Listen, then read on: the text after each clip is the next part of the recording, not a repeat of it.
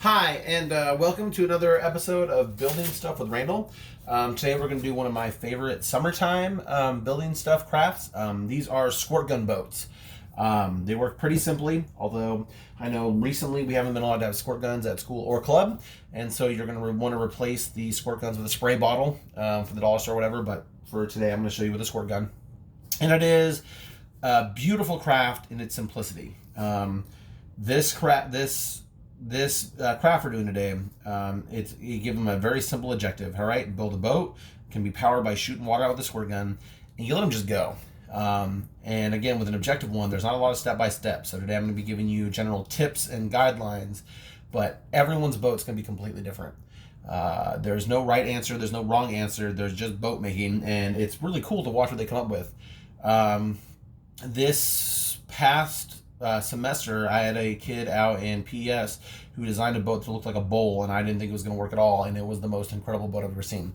As you would fire on it, the boat would spin as it hit, and it just zoomed, and it was so cool. So don't limit their creativity. Do give them advice. Do be there to answer questions. At its core, it's going to have two things, and then plus whatever else you feel like getting them. The first thing is going to be your spray bottle. I bought a squirt gun. Like I said, I know we're not allowed to have these at Boys and Girls Club. I'm a traditionalist though. I'm going to use the squirt gun for the video just to show you what you're working with, but you are going to want to go pick up a spray bottle. Again, they're from the dollar store. You're going to want 2 or 3 of them. Spray bottles are actually nicer because they can hold more liquid and they have a stronger fire, but I got a squirt gun. You're going to need to give them a piece of tinfoil or 2. And then you can give them really any other building supplies you feel like. Popsicle sticks, straws, anything you think can help make a boat. Don't limit them. If they have an idea like, hey, Randall or whoever the staff might be, can I try, can I try barbecue skewers? Like, yeah, absolutely.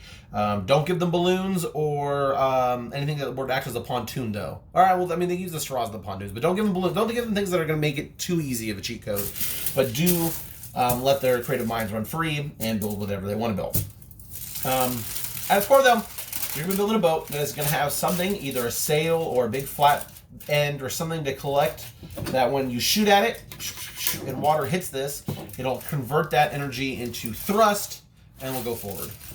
I'm going to show you the quickest design in the world in case you have a young kid who's struggling and you want to help them out, and then give you a couple more general guidelines and you're good to go. First, with any boat, the key is to have a flat bottom.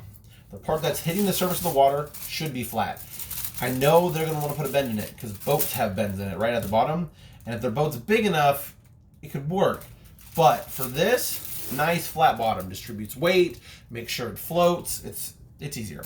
Same thing your boat's going to need to have is walls on the side. You can build the world's best boat, but if you don't have walls on the side to keep the water out, then the water is just going to fill your boat and it's going to sink, right?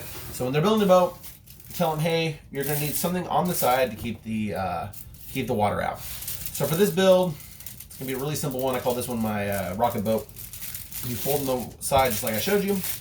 You take the front, you actually pinch and fold almost like you're making a paper airplane. The reason I like tinfoil is you can literally just pinch it, right? Like I'm not having to do any major twists or folds. I just pinch it together and it stays there. And so now it's shaped like this. You take the back, I just fold it up, squeeze in the sides, bam. This boat works. This big flat part in the back, if I shot it with this, it would zoom across a water supply or water source and travel really well. If they want to put a sail right there, let it make a sail.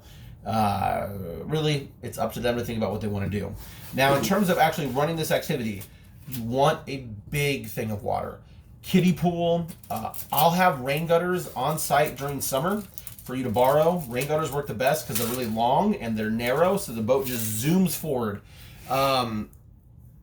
If you have them put it into something small, they'll just shoot their boat and their boat will spin, but that's not a wow factor. That's not anything cool. It's like, oh, cool, I shoot my boat and it spins. No. You want to give them an objective. So if you're doing this craft, make sure ahead of time you have a proper receptacle for the boat and for the water. You want it to zoom. You want it to have space. If you're on a field trip, I know my Chico people, you guys go to 1 mile a lot. This would be a really cool activity to do at 1 mile. Like, hey, we're going to go down here, we're going to shoot water at the boat. Pew, pew, pew. Boat's going to zoom. Beyond that, like I said, don't limit them in their supplies. let them do whatever they want to do. It's a lot of fun.